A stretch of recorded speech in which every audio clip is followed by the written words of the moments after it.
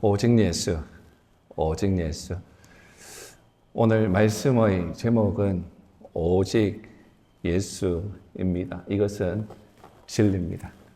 성경은 예수를 말하기 위해서 있는 말씀입니다. 오직 예수. 우리의 삶 가운데 오직 예수만 드러날 수 있기를 바랍니다. 지난주 말씀 한번 복습해 볼까요? 기억하십니까? 다 잊어버리셨습니까? 잊어버리는 거 다시 일깨워 드릴게요. 무엇을 배웠습니까? 옛 언약과 새 언약을 비교해 보았죠. 옛 언약이 무엇이라고 그랬죠? 구약인데 조금 더 구체적으로 말씀을 드리면 율법이다라고 말씀을 배웠습니다. 그리고 새 언약은 무엇입니까? 새 언약은 신약. 구체적으로 말씀드리면 예수, 그리스도를 의미한다라고 얘기했죠. 그래서 히브리서 기자가 예레미야 31장 말씀을 인용하면서 새 언약이 옛날 언약보다 훨씬 더 나음을 말하였습니다. 그리스도의 우월성을 히브리서 기자는 설교한 것이죠. 그죠? 그것을 이어서 오늘 본문 말씀도 예물과 제사들을 들어가면서 좀 더 구체적으로 말하면 성막을 들어가면서 그리고 그 성막 안에 있는 물건들을 들어가면서 새 언약이 예수 그리스도가 옛 언약보다 비교할 수 없을 만큼 우월하다라는 것을 논증하고 있습니다. 오늘 본문 말씀을 통해서 두 가지 하나님의 뜻을 여러분들과 나누기를 원합니다. 하나는 성도의 기도입니다. 성도의 기도와 그리고 또 다른 하나인 우리 인간들의 죄를 덮어주시는 하나님의 은혜를 배우기를 원합니다. 첫 번째는 하나님은 잘 들으십시오, 여러분. 성도의 기도를 원하세요. 잘하고 있다면 계속 keep going 하십시오. 만약 좀 못하고 있다면 이 말씀을 나의 말씀으로 오늘 나에게 주시는 말씀으로 받아서 순종하시면 좋겠습니다. 하나님은 성도의 기도를 원하십니다. 이것을 이해하기 위해서 성막의 배치와 구조를 알아야 합니다. 맨 먼저 입구를 통해서 들어오면 성막들이 있죠. 성막들에 무엇이 있습니까? 번제단과 물두멍이 있습니다. 거기를 지납니다. 거기를 지나서 일종의 이동식 구조물이라고 할 수 있는 장막, 즉 성막이 있죠. 이 성막은 두 부분으로 나뉘어집니다. 성소와 Holy Place, 지성소, The Most Holy Place. 성막과 지성소로 나뉘어지죠. 성소 안으로 딱 들어가면 오른쪽으로 북쪽입니다. 북쪽 방향으로 떡상이 있고 그 위에 진설병이 두 줄로 6개씩 놓여져 있습니다. 이 12 진설병은 12 이스라엘 지파를 의미하는 것이죠. 그리고 왼쪽을 딱 보면 남쪽 방향으로 메노라라고 하는 촛대가 있습니다. 그 촛대에 타오르는 불로 인해서 성소가 밝아지게 되죠. 그리고 정면에 지성소를 향해서 분향단이 있습니다. 이 성소와 지성소는 휘장으로 이렇게 나뉘어지는데 휘장을 지나서 지성소 안에 들어가면 언약궤가 놓여져 있죠. 그리고 그 언약궤 안에 세 가지 종류의 물건이 들어가 있습니다. 무엇입니까? 여러분 기억하시죠? 만나를 담은 금 항아리, 그리고 아론의 상난 지팡이, 그리고 마지막으로 언약의 돌판. 시내산에서 모세가 받은 그 하나님의 말씀인 돌판이 들어가 있습니다.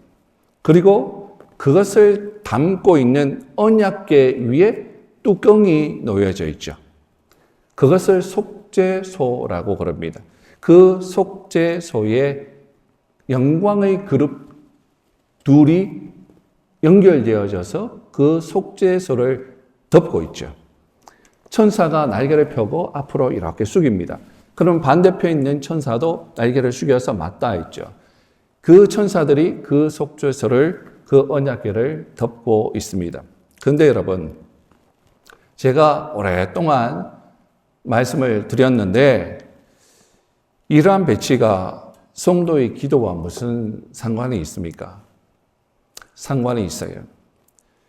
히브리서 기자가 오늘 본문 말씀을 통해서 의도한 것이 있습니다. 2절을 한번 보세요. 예비한 첫 장막이 있고 그 안에 등잔대와 상과 진설병이 있으니 이는 송소라 일컫고, 그리고 3절 4절 한번 보십시다. 또 둘째 휘장 뒤에 있는 장막을 지송소라 일컫나니 금향로와 사면을 금으로 산 언약궤가 있고 그 안에 만나를 담은 금 항아리와 아론의 쌍난 지팡이와 언약의 돌판들이 있고. 제가 성소와 지성소의 배치를 설명해 드렸죠. 그런데 그 그림을 한번 생각해 보십시오. 보셨죠? 생각해 보세요. 근데 오늘 본문에 특히 2절에서 무언가가 지금 빠진 게 있어요. 여러분 발견하셨습니까? 숨은 그림 찾기도 아닌데 그런 것처럼 한번 발견해 보십시오. 뭐가 빠져 있어요, 2절에. 제가 아까 지성소, 성소에 있는 거 알려드렸어요. 그런데 지금 히브리서 기자가 뭔가 빠뜨렸어요. 무엇이 빠져 있습니까? 분향단이 빠져 있어요. 성소에 분향단이 있어야 하는데 분향단이 지금 빠져 있습니다. 말하고 있지 않아요. 언급하고 있지 않아요.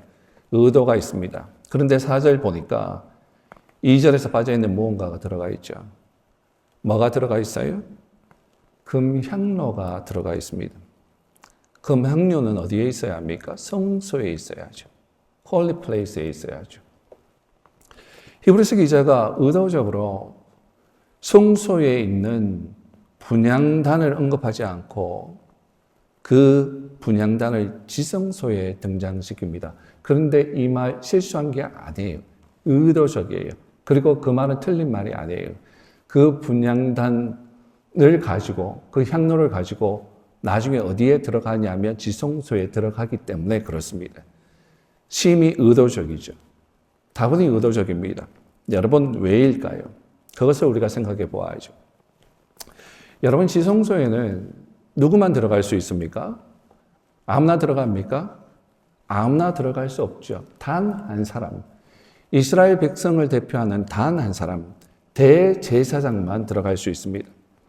대제사장 외에는 아무도 들어갈 수가 없죠. 그것도 1년에 한 번, 대속죄일에 한 번만 들어갈 수 있습니다. 아무 때나 들어갈 수가 없죠. 근데 한 번 들어가는데도 엄격합니다. 피가 있어야 들어가죠. 들어갈 때에도 속죄의 피를 들고, 사실 한 번 들어간다 그러는데 2번 들어가요. 무슨 얘기냐면 한 번으로 퉁쳐서 지금 얘기를 한 거예요. 처음에는 죄가 있는 사람은 거룩하신 하나님 앞에 나아갈 수 없어요.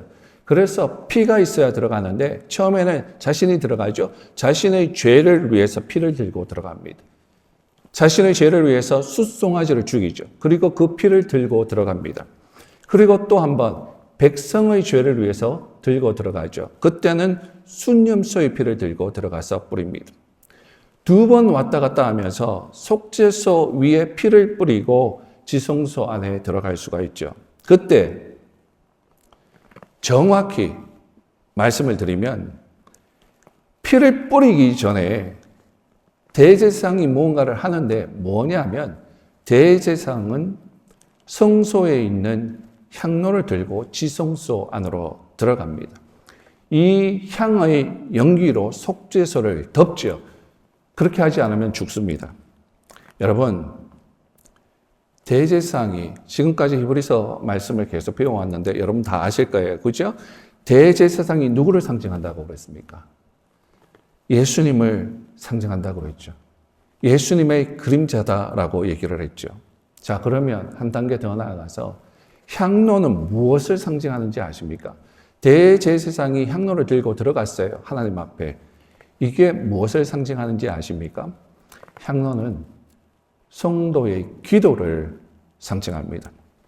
즉 예수님께서 성도들의 기도를 들고 하나님의 보좌 앞으로 나아가는 것을 보여주는 거예요. 그리고 우리의 구속을 완성시키십니다. 그것을 설명해 주는 것이 요한계시록 8장 1절에서 5절 말씀에 나와 있습니다. 요한계시록 7째 인이 나오는데 간략하게 설명해 드리면 세 종류의 재앙이 있죠. 요한계시록을 시작하면서 세 종류의 재앙이 있습니다. 인재앙이 있죠. 7가지 재앙이 나열됩니다. 7가지 재앙이 나열되고 난 다음에 그 다음에 어떤 재앙이 있습니까? 나팔 재앙이 있죠. 7가지의 나팔 재앙을 언급합니다. 7가지 나팔 재앙을 언급하고 난 다음에 무슨 재앙이 있습니까? 대접 재앙이 있죠. 붙죠. 7가지 재앙들이 있습니다. 3가지 재앙 종류가 있는데 오늘 인재앙 가운데에서 첫 번째 재앙인 인재앙 가운데 7째 인을 떼실 때에 일어나는 일을 말하고 있는데 한번 보십시다. 7째 인을 떼실 때에 하늘이 반 시간쯤 고요하더니 내가 보매 하나님 앞에 7 천사가 서 있어 7 나팔을 받았더라. 또 다른 천사가 와서 제단 곁에 서서 잘 보세요. 금향로를 가지고 많은 향을 받았으니 이는 뭐라고요? 모든 성도의 기도와 합하여 보좌 앞 금제단에 드리고자 함이라. 향년이 성도의 기도와 함께 천사의 손으로부터 하나님 앞으로 올라가는지라. 천사가 향로를 가지고 제단의 불을 담아다가 땅에 쏟음에 우레와 음성과 번개와 지진이 나더라. 금향로의 많은 향이 뭐라고요? 성도의 기도. 사랑하는 여러분, 하나님 우리가 기도하기를 원하세요. 다른 말로 우리가 기도하지 않으면 예수님이 그리고 천사들이 하나님께 가지고 올라갈 것이 없어요. 그리고 요한계시록 말씀을 금방 읽어보셔서 아시겠지만 하나님은 성도들의 기도를 통해서 사역하시기를 원하세요. 더 나아가서 사무엘은 구약을 읽어보면 사무엘은 기도하지 않는 것을 뭐라고 얘기합니까? 죄다라고 말합니다. 그리고 예수님은 기도 외에 이런 이유가 날 수 없다라고 말씀하시죠.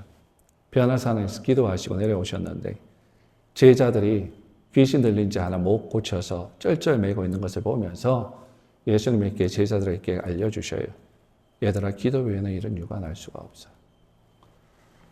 조금 더 설명해 드리겠습니다. 얼마나 기도가 중요한지. 여러분, 예수님께서 광야에서 시험을 받으시죠. 크게 3가지 시험을 받으십니다. 그죠? 첫 번째는 돌로 떡이 되게 하라라고 하는 시험. 여러분, 이 시험은 어떤 종류의 시험이에요? 이 예수님의 시험을 요한일서 2장 16절, 17절 말씀을 들고 와서 여러분 설명해 드릴게요. 돌로 떡이 되게 하는 시험. 이것은 육신의 정욕이에요. 먹고 사는 문제예요. 그리고 두 번째는 성전 꼭대기에서 뛰어내리라라고 하는 시험입니다. 이 시험은 어떤 종류의 시험이에요? 요한일서 아까 그 말씀을 가지고 와서 설명해 드리면 안목의 정욕이에요. 눈에 보이는 화려한 기적들, 사람들에게 인정받으려고 하는 마음들. 그래서 신앙생활을 어떻게 하는가? 보여주기식으로 해요. 쇼하는 거예요. 그리고 자신을 과시합니다. 신앙을 통해서 오히려 자신을 과시해요. 그리고 세 번째는 세상 나라와 영광을 주겠다라고 하는 시험. 이 시험은 어떤 종류의 시험이에요? 요한일서 말씀을 가지고 얘기를 드리면 이 셈의 자랑이. 신앙보다 출세, 권력, 명예를 더 추구하는 태도입니다. 마귀에게 예수님께서 시험 받으실 때 사용되었던 이 시험이라고 하는 단어. 이 단어는 헬라어로 페이라조라고 하는 단어를 사용했습니다. 그런데 마태복음 26장 말씀을 보면 예수님께서 겟세마네 동산에서 기도하실 때 3명의 제자들에게 베드로와 야고보와 요한에게 이렇게 말씀을 하시죠. 시험에 들지 않게 깨어 기도해라. 시험이라고 하는 단어를 또 사용을 하시죠. 여러분, 여기서 나오는 시험, 아까 말씀드렸던 그 시험과 똑같은 단어, 페이라조라고 하는 단어를 사용하십니다. 예수님이 마귀에게 당하였던 그 시험과 예수님이 지금 제자들에게 말하고 있는 그 시험이라고 하는 단어를 똑같은 단어를 사용하고 있어요. 자신이 당하셨던 이 세상에서의 대표적인 세 종류의 시험. 예수님께서 이것을 말씀하시는 거예요.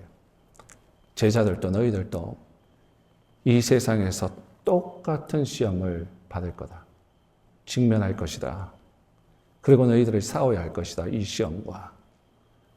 그런데 이 시험을 이기기 위해서는 무엇밖에 답이 없다?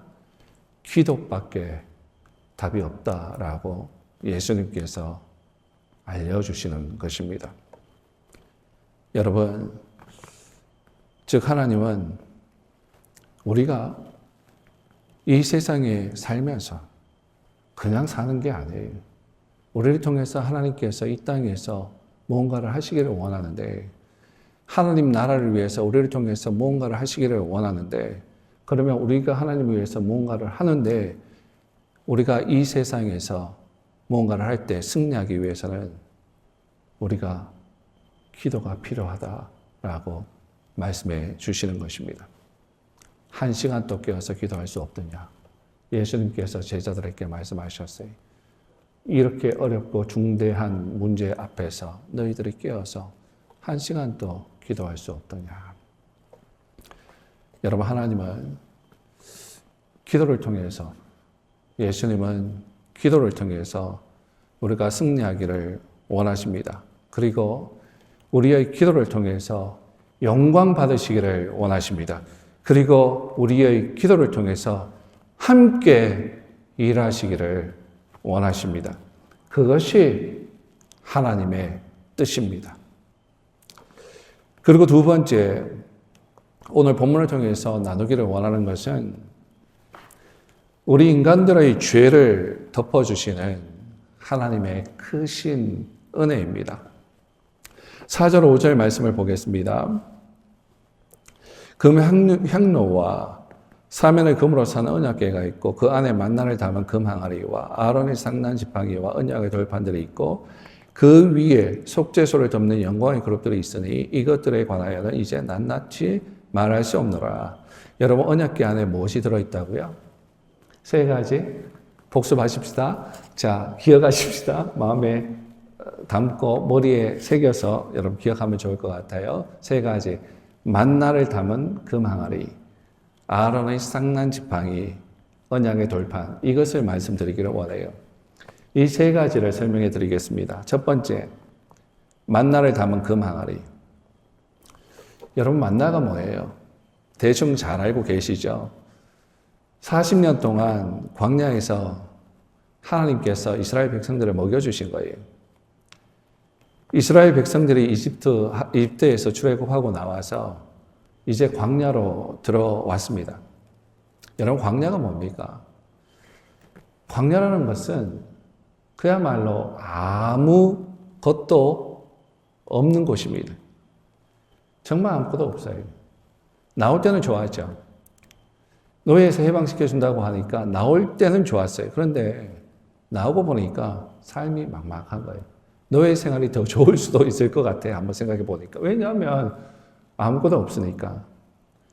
여러분이 말씀을 보면서 늘 하는 말이 있죠. 왜 이스라엘 백성들이 이렇게 불평하고 도대체 하나님의 말씀을 들어먹지를 않는 거야? 라고 생각을 하고 말씀을 많이 하는데, 여러분이 그 안에 들어가서 내가 이스라엘 백성이라고 한번 생각해 보시면서 말씀을 한번 보세요.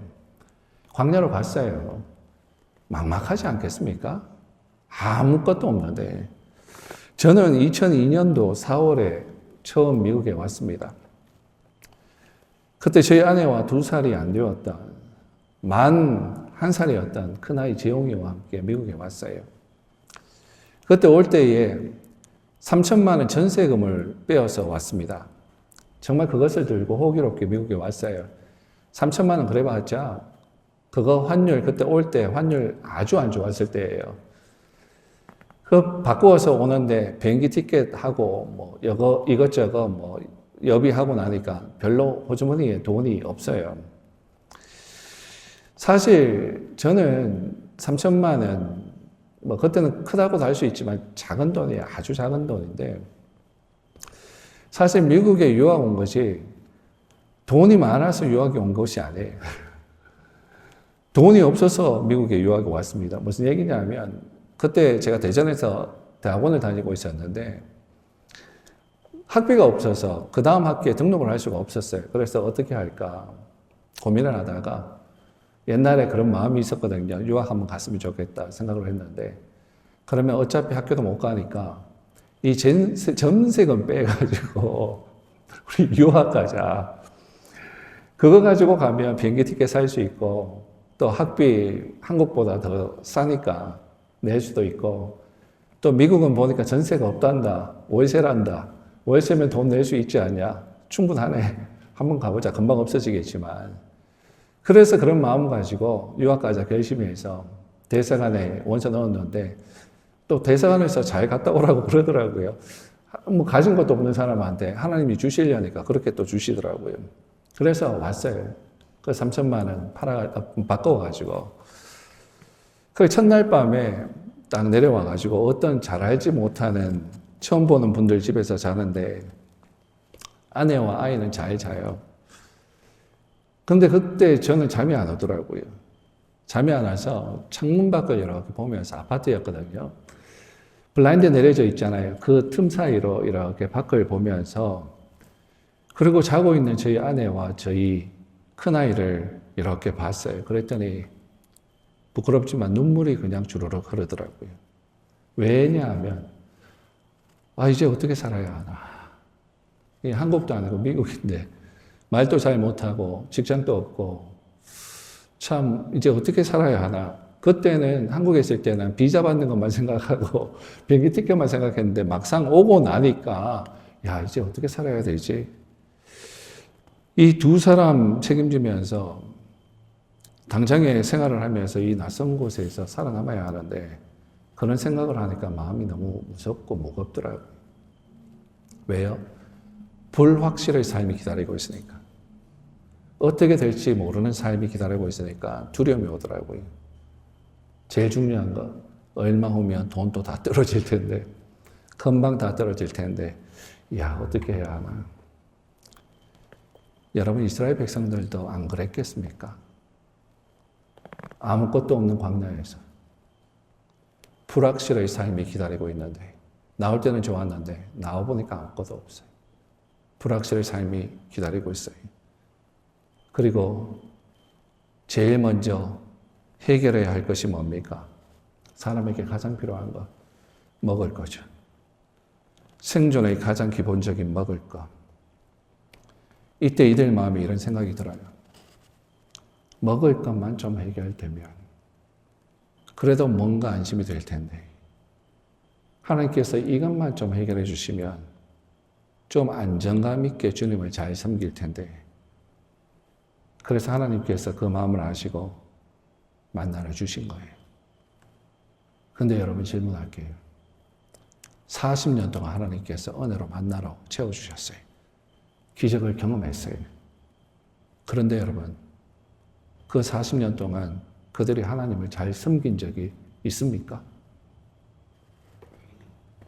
그래서 40년 광야의 결론이 뭐냐면 여러분 현실의 문제가 해결되어진다고 해서 믿음이 좋아지고 신앙이 좋아지는 것은 아니다라는 것입니다. 우리 대부분의 사람들이 그렇죠. 이것만 좀 해결해 주시면 교회 와서 신앙생활 하겠다고. 이것만 좀 어떻게 해결되면 좋겠다고. 모세는 그래서 이것을 경험하고 마지막 40년의 결론을 이렇게 이스라엘 백성들에게 설교합니다. 그것은 신명기 8장 3절 말씀입니다. 이렇게 설교해요. 결론이에요. 너를 낮추시며 너를 줄이게 하시며 또 너도 알지 못하며 내 열조도 알지 못하는 만나를 내게 먹이신 것은 왜냐? 잘 보십시오. 사람이 떡으로만 사는 것이 아니요 여호와의 입에서 나오는 모든 말씀으로 사는 줄을 네가 알게 하려 하심이니라. 떡으로만 사는 것이 아니라 말씀으로 사는 것이다 하나님의 사람들을 말씀으로 사는 것이다. 사랑하는 여러분, 그 말씀이 누굽니까? 그 말씀은 바로 예수 그리스도이십니다. 그래서 요한복음 6장 35절 예수님께서 이렇게 말씀을 하세요. 구약에서 받아서 나는 생명의 떡이니 내게 오는 자는 결코 뭐라고요? 줄이지 아니할 터요. 나를 믿는 자는 영원히 목마르지 아니하리라. 제 개인적으로는 이 말씀 가지고 지난 한 주 살았습니다. 여러분 기도하십니까? 그런데 왜 기도하십니까? 대체로 보면 떡 때문에 기도하죠. 예, 떡 때문에 하나님께 기도로 나아가셔야 돼요.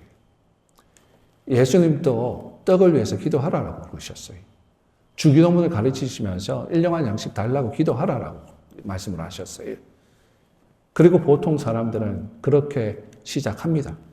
떡 때문에 기도하기 시작합니다. 그런데 그 떡 때문에 기도로 나아갈 때 떡을 넘어서 생명의 떡인 예수님을 최종적으로 만나셔야 하는 것입니다. 이 기도의 목적이 떡이 아니라 예수님이 되어야 합니다. 떡으로 시작했는데 예수님으로 끝나야 하는 거예요. 이 만나는 이스라엘 백성들의 불평과 원망의 모습을 우리들에게 떠올려 줍니다. 그리고 동시에 우리 하나님의 백성들이 궁극적으로 갈망해야 하는 것은 내 배를 채우는 떡이 아니라 바로 생명의 떡인 예수님임을 알려줍니다. 두 번째, 아론의 상난 지팡이.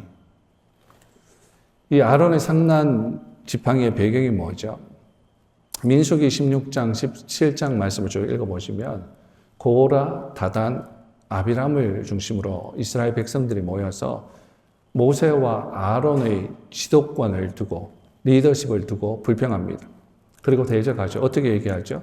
우리도 다 거룩한데 왜 너희가 우리들을 위해서 높아지냐라고 그러면서 모세와 아론의 하나님이 세워주신 권위에 도전하죠. 그래서 그 결과 어떻게 됩니까? 대적하는 사람들이 죽어요. 그렇게 불평했던 주도자들이 땅이 열려서 그 속으로 들어가서 죽어요. 그리고 불이 내려와서 죽어요. 그러나 그것을 보고 나서도 이스라엘 백성들은 여전히 원망을 하죠. 그래서 하나님께서 각 지파 지도자들에게서 지팡이 하나씩을 들고 오게 하셨고 그 지팡이 위에 지도자들의 이름을 다 적죠. 레위 지파는 아론의 이름으로 새긴 지팡이를 가져오게 합니다. 그리고 그 12개의 지팡이를 증거의 장막, 즉 언약궤 앞에 놓게 하시죠. 그리고 이렇게 말씀을 하십니다. 내가 택한 자의 지팡이에 싹이 나게 하겠다. 하루가 지냈어요. 그랬더니 하나님께서 아론의 지팡이에만 싹이 나게 하시고 꽃이 피고 살구 열매가 맺힙니다. 그 기적을 통해서 하나님은 모세와 아론의 지도권을, 리더십을 확정해 주신 사건입니다. 즉, 이 사건은 모세와 아론의 권위를 세워주시는 사건이기도 하지만 동시에 이스라엘 백성들의 악과 교만을 보여주는 불순종의 사건이기도 하죠. 이것을 통해서 이스라엘 백성들의 불순종과 교만을 우리가 보게 되는 것입니다. 그런데 언제나 그 가운데는 하나님의 은혜가 있어요. 가장 중요하다라고 말씀을 할 수 있을 것 같은데 이러한 불순종의 사건 가운데 암세해 주시는 하나님의 은혜. 마른 지팡이. 마른 지팡이가 뭡니까, 여러분? 말랐어요. 생명이 없다는 얘기예요. 다른 말로 죽었다는 것입니다. 그런데 이 죽은 것에서 생명이 살아났어요. 이것은 바로 죽음에서 부활하신 예수님을 말합니다. 그들에게 생명의 소망을 던져주시고 있죠. 마지막 세 번째, 언약의 돌판이에요. 여러분, 이것은 모세가 하나님께 받은 몇 번째 돌판입니까? 두 번째 돌판이죠. 그죠? 그러면 첫 번째 돌판이 있다라는 것인데, 첫 번째 돌판은 어디 갔습니까? 그러면 깨부수셨죠. 깨부숴버렸어요. 왜요? 백성들이 모세가 안 내려오니까 불안해요. 그래서 보이는 어떠한 형상인 하나님을 만들기를 원했어요. 그래서 송아지 형상을 만든 거예요. 송아지를 만들어 놓고 이것이 하나님이다라고 했어요. 뭐 봐야 좀 믿음이 생길 것 같고 좀 봐야 마음에 안심이 생길 것 같아서 만들었어요. 그래서 모세가 그것을 보고 분노해서 돌판을 깨부수어 버렸습니다. 여러분, 우리들의 신앙이 이래요. 꼭 무언가 봐야 믿어요. 꼭 무언가를 봐야 안심이 돼요. 그런데 여러분, 예수님은 뭐라고 그러십니까? 요한복음 20장 29절 예수께서 이르시되 너는 나를 본거로 믿느냐? 보지 못하고 믿는 자들은 복되도다 하시니라. 사랑하는 여러분, 믿음으로 사십시다. 내 손에 무언가가 쥐어져 있지 않더라도 하나님을 믿음으로 바라보고 하나님께서 하실 것을 기대하십시다. 믿음의 선진들이 그렇게 살았어요. 나중에 히브리서 말씀을 계속 보면 이것에 대해서 충분히 우리에게 말해줄 겁니다. 여러분, 비전이 없는 민족은 망한다고 했습니다. 다른 말로 비전이 없는 각 사람 한 사람 하나님의 백성들은 망한다라고 하는 거예요. 여러분 가슴 가운데 하나님의 비전이 있습니까? 여러분 가슴 가운데 하나님의 환상이 있습니까? 나이가 많건 적건 상관없이 하나님의 백성으로서 하나님의 그 비전이 내 속에 심겨져 있습니까? 비전이 없으면 망해요. 여러분, 큰 기적이 일어나기 위해서는 기적이 일어날 것을 여러분 기대하죠. 그렇죠? 뭔가 하나님께서 큰 기적을 행하실 것이다. 나를 통해서 기대를 하는데 그러면 그 기적이 일어나기 위해서는 성행되어지는 것이 필요합니다. 그것은 뭐냐면 마치 엄마의 뱃속에 아기가 잉태하듯이 우리 하나님 사람들 속에 큰 꿈이 숨겨지고 하나님의 환상이 잉태되어져야 돼요. 그래서 보이지 않는 것을 보고 믿기지 않는 것을 믿으면서 암울하고 아무것도 보이지 않는 칠흑 같은 어둠 속이라고 할지라도 선명한 이미지를 그리고 하나님의 그 비전이라고 하는 선명한 이미지를 그리고 그 씨앗을 심어야 돼요. 믿음으로 그리세요. 믿음으로 하나님께서 나에게 이루실 그 이미지를 그리세요. 그리고 그것을 믿음으로 받으면서 그 씨앗을 심으십시오. 이 선명한 이미지를 심으면 미래는 만들어집니다. 특히 우리 청년들에게 이러한 말씀을 전해주고 싶어요. 하루하루 흘러가는 대로 살지 말고 하나님의 백성들처럼 하나님의 그 비전을 가슴에 그리고 그 비전을 믿음으로 보면서 심고 나아가십시오. 하나님께서 여러분들을 향하여 놀라운 일들을 하실 거예요. 요한복음 11장 40절 그러면 어떤 일이 일어나는가? 예수님께서 이르시되 내 말이 네가 믿으면 하나님의 영광을 보리라 하지 아니하였느냐 하시니. 죽인 자를 살리신 사건입니다. 돌판을 보면서 우리는 이스라엘의 불순종을 봅니다. 그리고 그 돌판의 율법은 우리를 향해서 너희들은 죄인이다 라고 정죄합니다. 보지 못하면, 손에 쥐지 않으면, 호주머니에 돈이 들어가 있지 않으면 도대체 믿지 못하는 우리들에게 그 돌판은 너희들은 죄인이다 라고 말합니다. 사랑하는 여러분, 세 가지 말씀드렸어요. 언약궤 안에 있는 세 가지. 그것이 무엇을 말하고 있다고요? 우리는 죄인이다. 너희들은 죄인이다. 불평하고 원망하고 대적하는 죄인인 우리의 모습을 말하고 있습니다. 우리는 이렇게 죽을 수밖에 없는 죄인들입니다. 근데 여러분, 이 언약궤를 덮고 있는 하나님의 은혜를 보십니까? 우리가 죄인인 것을 말하고 있는 이 언약궤 안의 물건들을 하나님은 속죄소로 우리의 죄들을 덮으십니다. 대속죄일에 대제사장이 짐승의 피를 들고 들어와서 그 속죄소 위에 뿌립니다. 그리고 우리의 죄들을 하나님은 죄 없다 덮어주십니다. 이 피는 누구를 상징하죠? 예수님이 우리의 죄를 위해서 무엇을 하셨습니까? 마가복음 15장 37절에서 39절 말씀. 예수께서 큰 소리를 지르시고 숨지시니라. 이에 성소 휘장이 위로부터 아래까지 찢어져 둘이 되니라.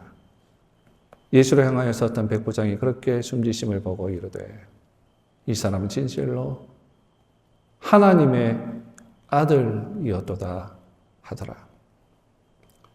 성소와 지성소를 구분짓는 휘장이 찢겨져 나갑니다. 지성소는 어떤 곳이라고요? 아무도 들어갈 수 없는 곳.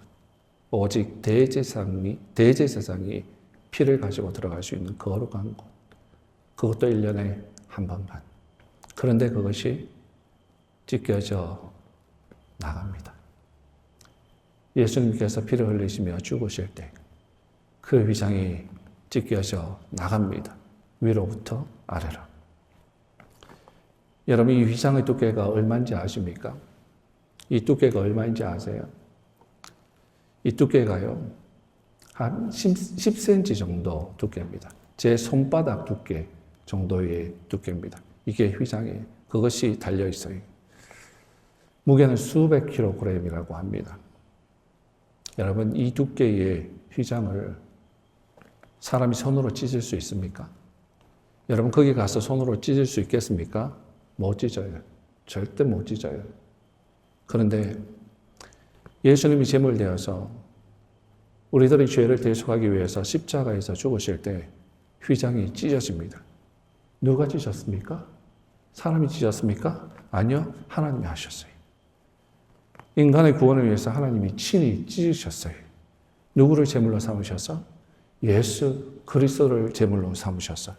그 휘장이 찢겨짐으로 그 대제사장이신 예수 그리스도의 피로 인하여 그 속죄소 위에 예수님의 피가 뿌려짐으로 인해서 우리는 하나님의 은혜의 보좌 앞으로 담대히 나아갈 수 있게 된 것입니다. 언제나 어디서나 내가 원할 때, 하나님이 필요할 때, 하나님을 갈망할 때 어디서나 주님을 만날 수 있게 되었습니다.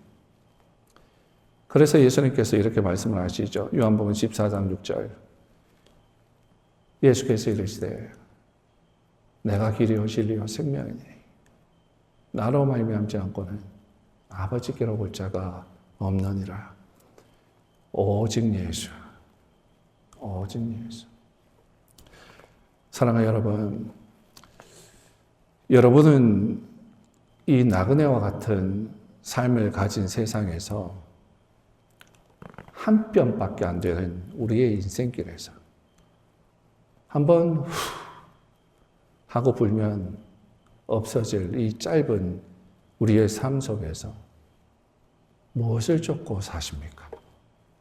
지금 여러분들은 무엇을 지금 쫓고 사십니까?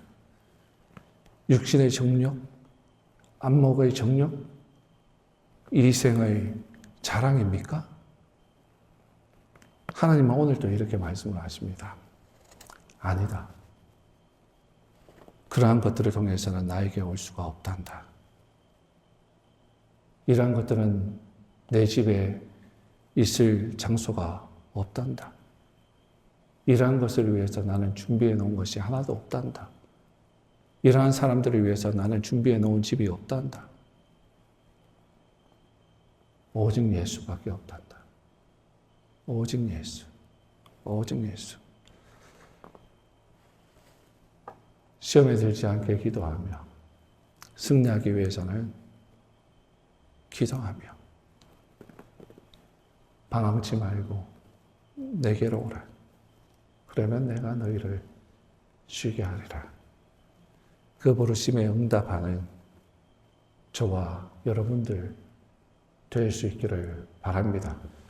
어떠한 것도 아닌 오직 예수, 그 예수로 살 수 있는 저와 여러분들 될 수 있기를 축원합니다. 기도하겠습니다.